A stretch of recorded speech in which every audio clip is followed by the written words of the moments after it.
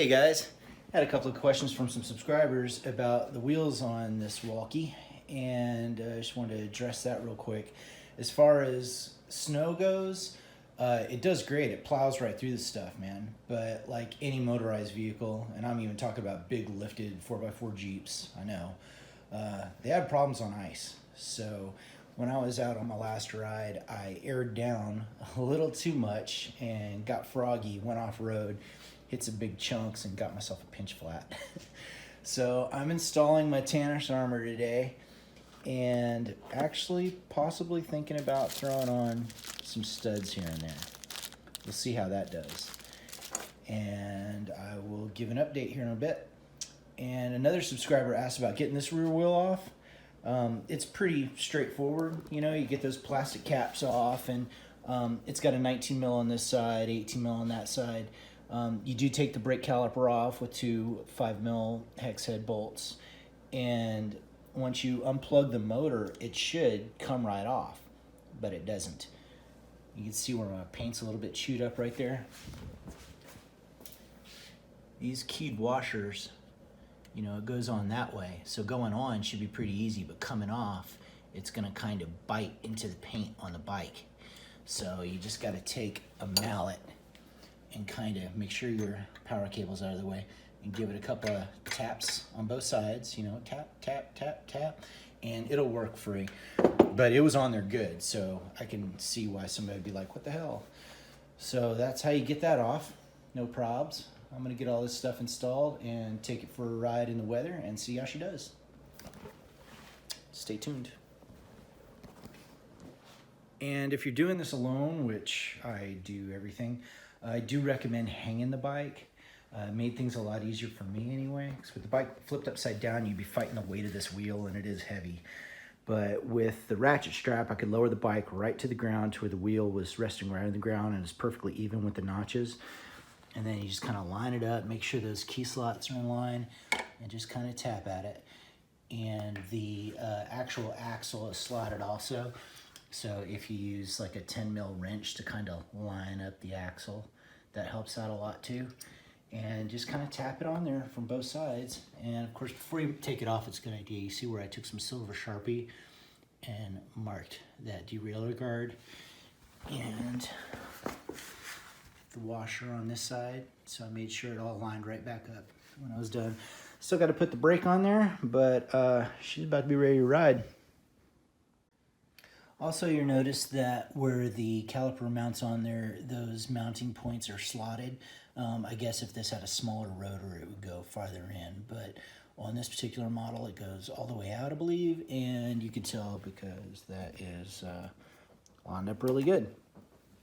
So keep that in mind. And also, there's a spacer washer that goes between the frame and the caliper, so make sure that goes in there correctly. All right, man, I got that Tannus Armour in and went ahead and threw them studs on my tires just in time for that big blizzard to blow through over Christmas. Hope you guys are chill through that. Man, these little guys do the trick, you know? They give you the confidence you need to go across ice. The thing powers through snow, but I'm in a high desert mountain valley, so we only get like 4 inches of snow here and there. Maybe a year we get a foot. But the ice is a major problem. We've got a lot of wind and it freezes every night. And these studs just track right across the stuff. I would ride this bike across a frozen lake, honestly. Check them out. All right, never mind my mess. I'm building another bug motor back here. And the bike's a mess too. I've been riding the crap out of it. But I just put these studs on pretty sparingly. Off center. About every third tread, threw 2 on there. And that front tire tracked no problem, man. I didn't get any kind of slippage whatsoever through some gnarly ice and some gnarly conditions.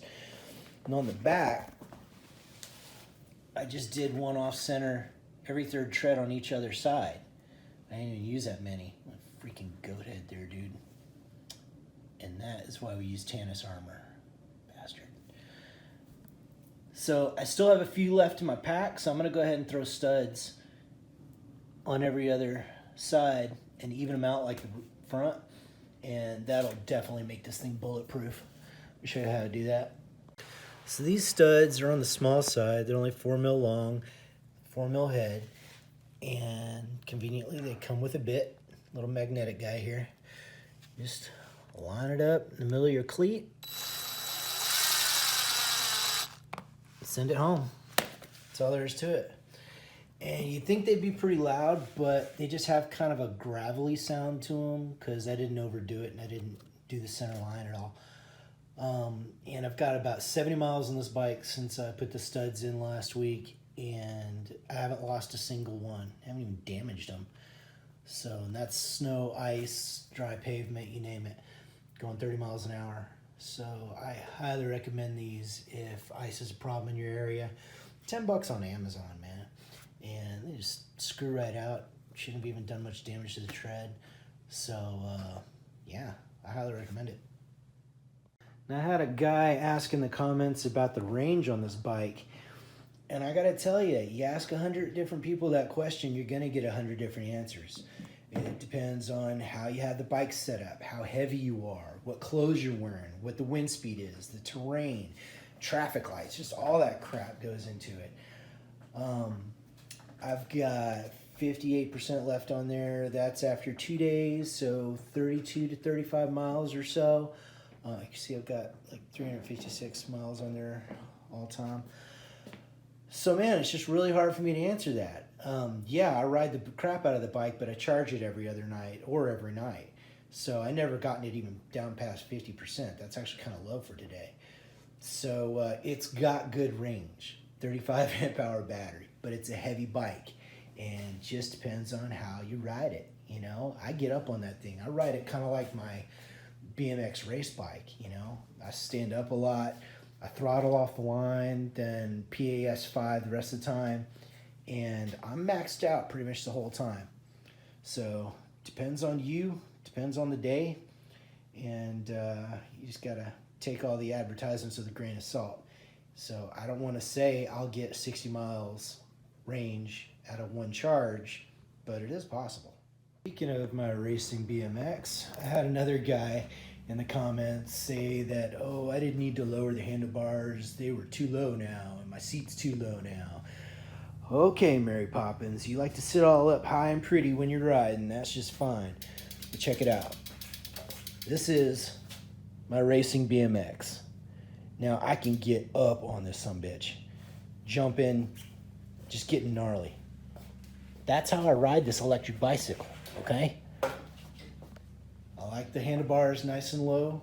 I like to be able to stand up easy and have that seat out of the way, not smacking me in the nuts every time I do a jump, because I do jump it. I do hop curbs. I do go off-road.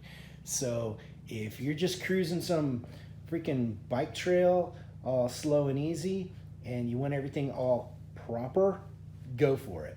But this works for me. And anybody else that gets gnarly on one of these things, I highly recommend you doing some modifications. Make it yours. Screw the snobs. So I had another guy ask me a question about how it does in the rain and wet weather, because I guess he lives on one of the islands and e-bikes have a problem out there. I've ridden that bike in quite a bit of rain, and I've ridden this bike in a lot of snow. But I live in the high desert. It's very arid. Stuff dries out real quick.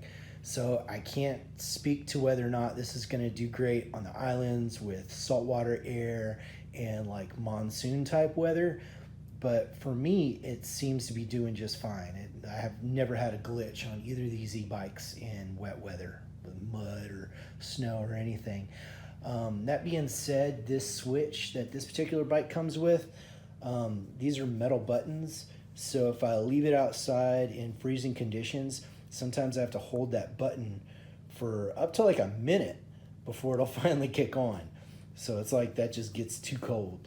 And I do see where torrential rain could get in there, and there's a port on the back of here, like a USB port, and you gotta make sure that that plug is in there nice and secure, otherwise that could get fouled.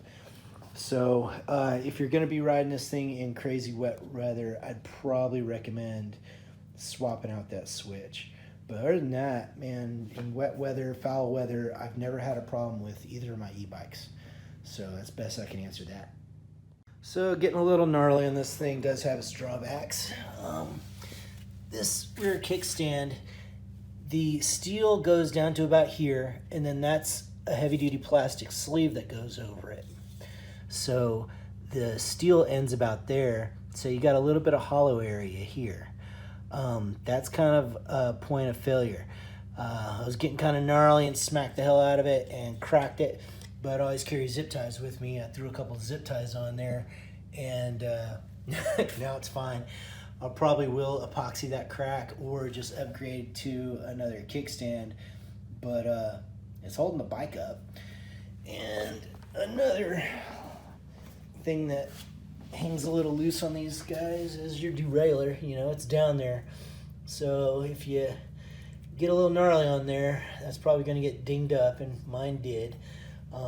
Didn't mess it up too bad, just kind of bent out that outer bit of the frame, and I literally just kind of muscled it back into shape, and it's fine. It's a little scuffed up, but that's just something to be wary of anytime you have a derailleur hanging low like that. But yeah, man, it's Shimano. I just put it back into shape and it's fine. You do want to be sure to keep this rail clean where the battery slides down in there. This rail system, if that gets cruddy or some junk gets up under your battery, then this mechanism can get a little stuck in there. I had that happen, but you know, I muscled it out, and now I know to keep that nice and greased and clean. So that's something to think about. Speaking of making upgrades, I had another troll comment on here and comment on other commenters. Just talking shit about the bike and why would you buy some production bike and then do all these modifications, blah, blah, blah. Some of us are wrench turners, dude. I don't care if this was an $8,000 bike, you know, I would probably still find a reason to modify it. That's what we do. So if you post videos just cruising around on Bike Pass, playing other people's crappy music, you probably shouldn't talk. You're just making an ass of yourself. Piss off, dude. All right, so that's my take so far on the Wallke bike, however you want to say it. I like to say Wallke. I think it's fun. I'm gonna get after uploading and editing. I took some video riding on the snow and ice, but camera covered in crap. It's useless, so I'm not even gonna try. I really appreciate you guys checking out my videos. I know they're not great, but hopefully we can learn together. You know, it's a great community. Keep the questions and comments coming. I'm over 400 subscribers now. I can't thank you enough. That's freaking awesome. Even you trolls out there, you know who you are. It doesn't matter what you ride. We all ride the same rock. So, you know, troll's gonna troll, but you ain't gotta. Anywho, see you next time. Thanks again for watching. Oh, some COC.